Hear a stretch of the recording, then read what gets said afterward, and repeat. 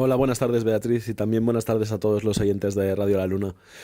Pues esta semana les quiero hablar de un tema que, bueno, todavía nos cuesta a veces hablar así en público abiertamente con toda la tranquilidad del mundo, porque todavía arrastramos ciertos tabús y ciertas concepciones un poco extrañas, negativas, limitantes acerca de él. Y me refiero, solo pueden ser dos temas en realidad. Podría ser la muerte, pero el otro tema tabú es la sexualidad. Y yo sé que mucha gente pensará, pero tabú, pero ¿qué dices? Pero si la gente ya vive la sexualidad abiertamente y hay aplicaciones en el móvil como Tinder que permiten que la gente se conozca así sin muchas dificultades y hay una gran liberación y hay sexualidad por todas partes y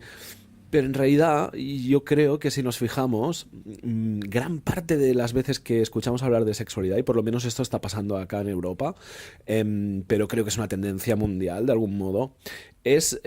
referente a abusos, a violaciones, a quizás a temas del aborto. Sé que ahí en Argentina hubo bastante alboroto con este tema. Tal vez es también por temas de enfermedades de transmisión sexual. Y es evidente que todos estos temas son muy importantes y hay que denunciar sobre todo el abuso, las violaciones, todo el dolor, todo el sufrimiento que se ha causado a través de una mala concepción de la sexualidad. Hay que denunciarlo precisamente para hacernos conscientes de que esas no son las formas en las que tenemos que canalizar o vivir nuestra sexualidad a través de conductas abusivas o tóxicas o incluso a través de actos tan terribles como las violaciones. Entonces está muy bien que denunciemos esto, está muy bien que en todo el mundo se esté destapando todos los sucesos que hay respecto a esto en varios ámbitos que todos sabemos, pero el problema creo que viene cuando solo hay esta parte de denuncia, solo hay esta parte de destacar las cosas peligrosas, malas o intrincadas relacionadas con la sexualidad y nos olvidamos sistemáticamente que no es que solo lo hagamos con la sexualidad, lo hacemos en todo en general, pero nos olvidamos sistemáticamente de la parte bonita. Y la sexualidad yo creo que no solo es algo que puede proporcionar placer, que eso digamos que sería algo a nivel evidente, ¿no? Que una buena sexualidad conlleva placer, sino que para mí es una de las formas más bonitas y profundas en las que se puede conectar con un ser humano y además, sobre todo, y para mí lo más relevante de la sexualidad es que es un camino de autoconocimiento que por desgracia, debido a nuestra herencia cultural, a nuestra herencia de tradiciones que ha situado la sexualidad en algo sucio, peligroso, malo, inapropiado, pecaminoso, debido a toda ese miedo en realidad que se le ha tenido a la sexualidad, porque la energía sexual es muy poderosa y entonces el ser humano le ha tenido miedo, ha pretendido controlarla y lo peor que puedes hacer tú con cualquier fuerza natural es tratar de contenerla. Lo mejor que puedes hacer es canalizarla. Eso lo vemos con el agua, por ejemplo. El agua para contenerla hay que hacerlo en unas condiciones muy, muy especiales como es un pantano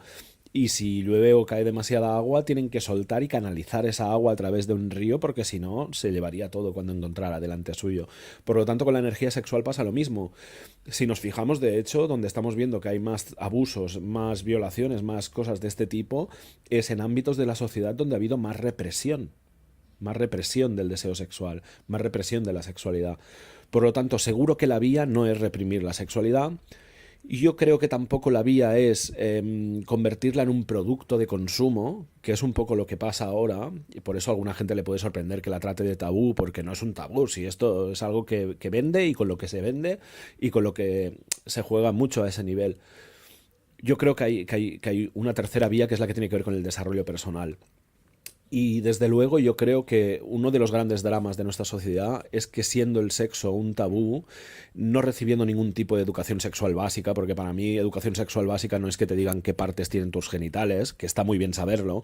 sino que te hablen también de emociones, de cómo encarar las vergüenzas, la falta de autoestima, de cómo amarse a uno mismo, de cómo aceptar el propio cuerpo, de cómo aceptar los propios deseos, de cómo canalizarlos de forma sana. Todo ese tipo de educación sexoafectiva, que yo le llamaría, no la tenemos. No nos la dan en el colegio, no nos la dan en las universidades.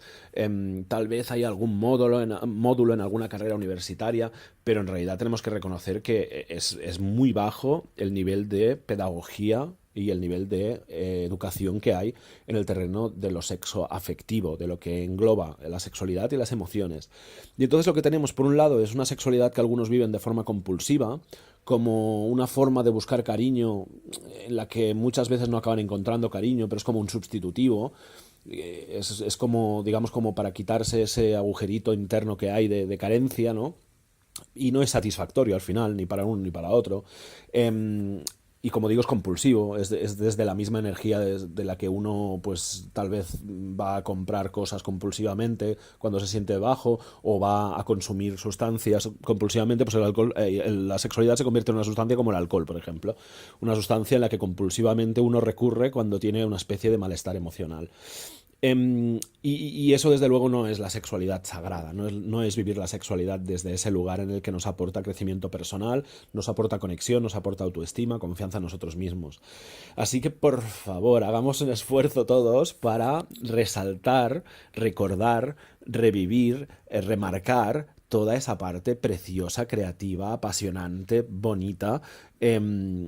alegre, creativa, juguetona de la sexualidad humana, que vale la pena recordar que es una de las funciones más básicas del ser humano, em, y que de hecho creo que es fácil de observar que cualquier persona que tenga un nivel de relación con su propia sexualidad saludable, eso se transmite también a un nivel de confianza en sí misma saludable. Creo que hemos menospreciado mucho el poder de la energía sexual, que en las culturas místicas va asociada directamente a la cultura y a la energía creativa. Es decir, una energía sexual bien canalizada es una energía creativa bien canalizada. Eso quiere decir que esa energía sexual no solo sirve para disfrutar de la sexualidad, sino que también sirve para tener una energía creativa de la que disponer, pues para hacer cosas en el mundo que tengan un impacto positivo para uno mismo y para los demás. Así que nada más, Beatriz, con esto me despido hasta la semana que viene. Un saludo a toda tu audiencia y un abrazo muy grande.